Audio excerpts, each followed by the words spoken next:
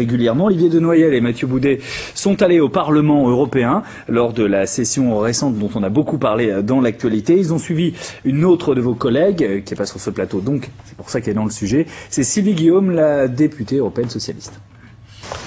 Début de journée sur les chapeaux de roue pour Sylvie Guillaume. Depuis son élection il y a un an, l'eurodéputé a dû prendre le rythme et intégrer les us et coutumes du Parlement. C'est vrai qu'au début, on se sent un peu tout petit, quoi. Voilà, donc, il y a beaucoup de choses à apprendre, beaucoup de codes à intégrer. Et puis, je crois qu'il a fallu vraiment entrer tout de suite dans le vif du sujet. 9h, rendez-vous dans l'hémicycle. Le président de la Commission européenne s'exprime sur l'état de l'Union. Et pour moi, le discours de l'état de l'Union, séance formelle typique du Parlement de Strasbourg. Un Parlement où elle vient une fois par mois. Le reste du travail se fait à Bruxelles. Se fait aussi pour grosse partie dans les commissions de travail.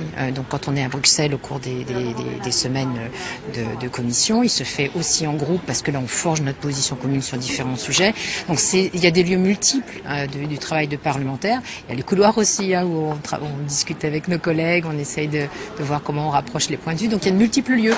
11h, rendez-vous dans son minuscule bureau du Parlement avec ses 2 assistantes. Il faut organiser un agenda très rempli. Ouais, normalement 18h50, ça tient, ouais. Ça tient. Et relire le texte qu'elle doit prononcer l'après-midi dans l'hémicycle. Tu vois, et s'il y a un truc à faire sauter, c'est je peux commencer là, en fait. Tu vois, je peux faire sauter tout ce début-là, en fait. Chaque député a un temps de parole très limité. Pour Sylvie Guillaume, aujourd'hui, ce sera 1 minute 30. Et il faut quand même beaucoup concentrer son propos. Et alors ça, c'est vraiment très difficile. Il faut cibler vraiment ce qu'on veut dire et se débarrasser un peu de tout ce qui peut être élagué, et qui me ferait plaisir d'aborder, mais que je ne peux pas, vu le temps. Rapide retour dans l'hémicycle. 15 rapports sont mis au vote des députés. Des rapports qui touchent à une multitude de domaines économiques, sociaux et judiciaires. Difficile pour un député de connaître tous les dossiers à fond. Les partis donnent des consignes. On ne peut pas avoir un avis éclairé, surtout.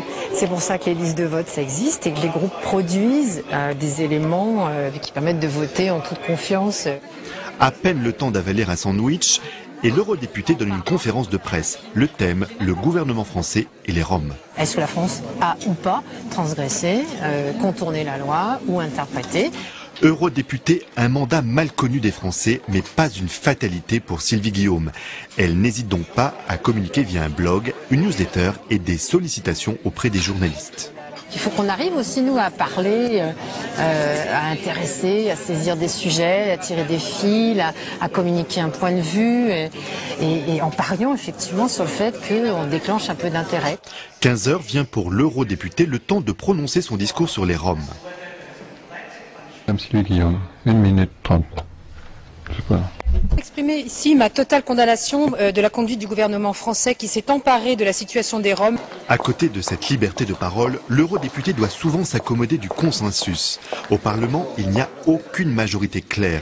Les partis sont obligés de trouver des alliances au gré des débats. Ça peut apparaître un peu long, un peu fastidieux de temps en temps. Les caractères très tranchés ont une appréciation assez négative de ça. Moi, je trouve que jusqu'à présent, on n'a pas commis d'erreur sur notre positionnement et qu'on n'a pas recherché à tout prix un consensus qui fasse perdre de la substance à ce qu'on disait. Une députée heureuse donc qui termine sa journée vers 21h. Alors pour cette mère de 2 enfants, plus de temps de loisirs. Plus qu'un sacrifice, un engagement au service de ses